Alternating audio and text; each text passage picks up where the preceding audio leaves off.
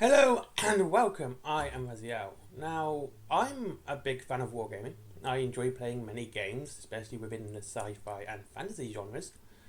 Historical is not something I really touch, though I have started to pique an interest at bolt action.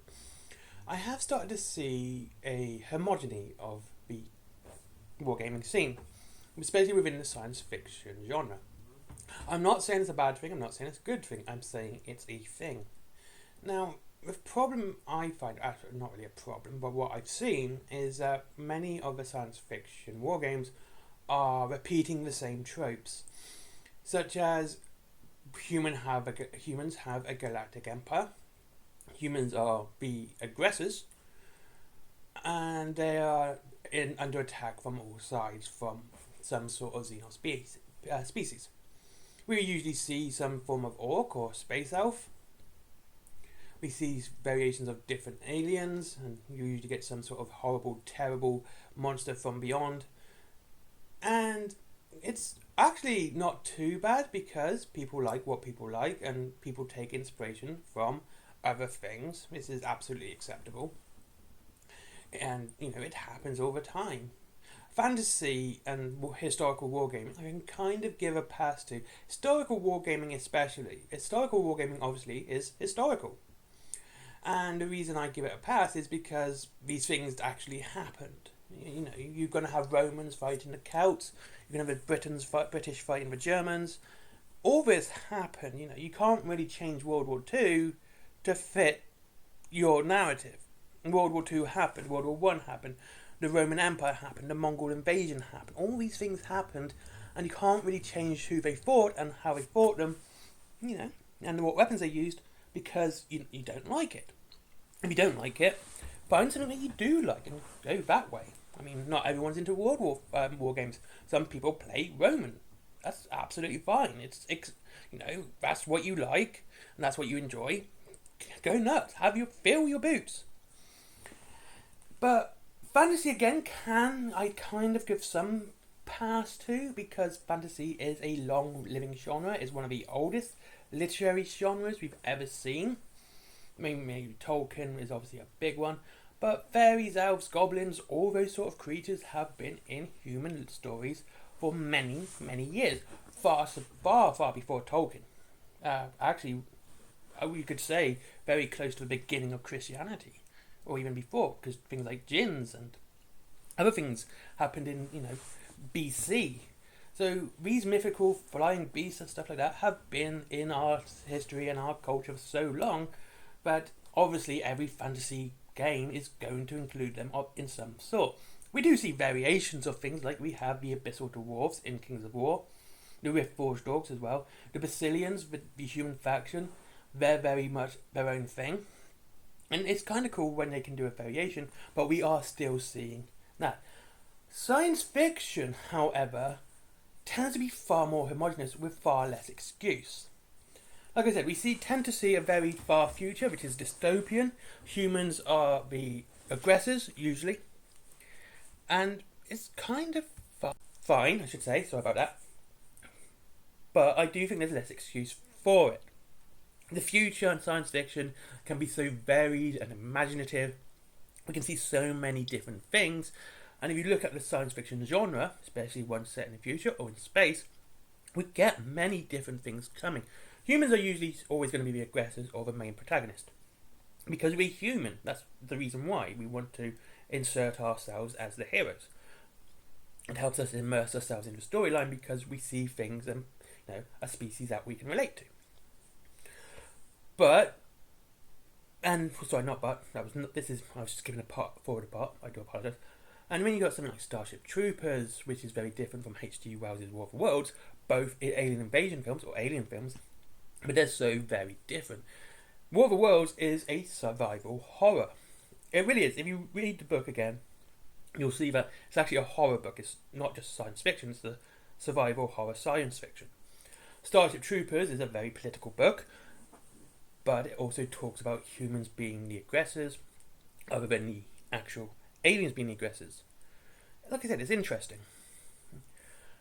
Whereas science fiction and wargaming, we get the big human galactic empire, We get the dystopian future, and that's pretty much what we always get. We always get the superhumans. Even in video games, we're starting to see this, like Halo.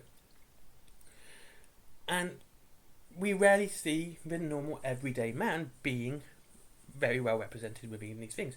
They do armies which are the everyday man. Don't get me wrong, they do them. We have the ODST in Halo, and you have the GCPD, I hope I got that right, in Firefight. But so, you do get them, but the main focus is on the superhuman, the genetically altered human, the one that can lift a tank above his head, spin it on his finger, all the cool fun stuff. And this kind of brings me to why I enjoy Wild West Exodus so much. Wild West Exodus takes almost every science fiction wargame trope and turns it on its head. You have a big galactic empire. It's not humans this time, it's an alien species, but it's a benign alien species. They don't go out to conquer, they go out to envelop planets and have a give and take situation. Every species provides something to homogeny and hegemony, I should say, not homogeny, two different words. Hegemony, and the hegemony provides something to the species and the planet. They are not directly controlling the planet is very much autonomous, but there's this give and take, and it's a very benign empire. So you have a galactic empire, but it's not a conquering empire, it's a benign empire who just wants to help everyone, and everyone helps each other. It's also not set in a dystopian future, it's set in a dystopian past. It's still dystopian, strangely enough, but not to the point of everyone's having it bad. And it's like there's all rights removed, that no one has any rights, like you see in Firefight and One Page Rules Grim Dark. People still have their rights to vote, move around, do everything they want to do. It's just an increased threat of danger, such as from the Enlightened, from the Watchers, from the Warrior Nations, from the Order. Or there's this threat of danger all within. There's a corrupting influence, yes, with the Hex. However, it can also be a very good thing as well. It's not always a benign thing. It can a malevolent thing. It can also be benign. It can help. It can also and it does help. The Empire in dystopian age uses the Hex to communicate to each other, to their leaders, and the way they communicate is a form of telepathy, which means they can't lie to each other. And because they can't lie to each other, they've got to always be honest with their intentions and what they're doing. So there's always a very strong bond of trust, which they cannot break, because they know what each other is thinking too. Again, turning on its head. Having a corrupting influence, which actually can be a help. And like I said, it's set in the past as well. Humans are just humans, and they're trying to do their thing in their timeline. This is one of the best things about it, but with more modern gadgets, things like jet bikes. Okay, more futuristic gadgets like jet bikes. Again, I do like this. I like the fact they turn things on their heads, and that the humans aren't the aggressors in this one. And there's no actual science fiction wargaming faction really in there except humans. The Watchers are a varied alien race. Well, hegemony, like I said. They have different species. And they're not all big, gribbly, ugly things. And they're not all big, gun-toting things. They do actually look very different from each other. And they don't actually have the same look. They don't look terrifying. And you have the scientists, who are the mad scientists. But they kind of do what they want. And if you are a libertarian, you might actually find the Enlightened a fascinating faction in themselves, because they are a self-governing faction, even though they have bases everywhere around the world, like homes and things like that. They are not governed by the country that they are in. They are governing themselves. Again, it's an interesting thing to put this libertarian aspect into a wargame.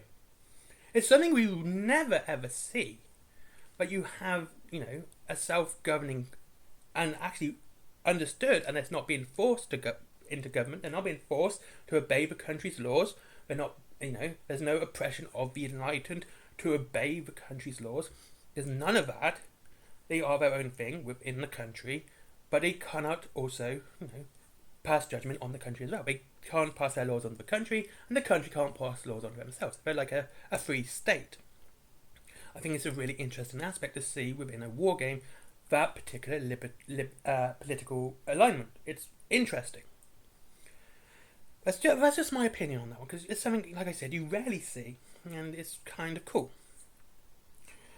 And then, finally, there is good guys and bad guys, which always happens, and there's always this grey area, but some of the bad guys have actually good intentions, and some of the good guys have really bad intentions, and it's not just grey area sort of situation. These guys have bad intentions. Like Odysseus Grant hates the Enlightened. He blew up a quarter of Richmond to destroy the Enlightened and win the war.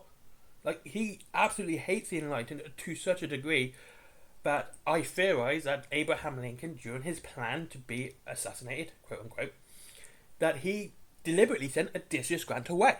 He deliberately sent Odysseus Grant away so he wouldn't interfere in the plan. But yet, Odysseus Grant is not a good guy, but he's on the good guy's side. See? Like I said, interesting. And it turns tropes on its head.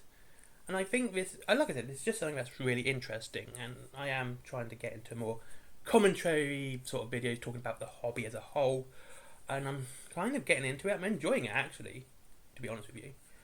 And I'll see you all again soon. Don't forget, if you want to get some wargaming stuff, there's plenty of selection in Wayland Games. I will always suggest get yourself some Wild West Exodus stuff. I think the game's fantastic. I know we're getting some new players now, which means it's great. The community's growing. Cool. I love it.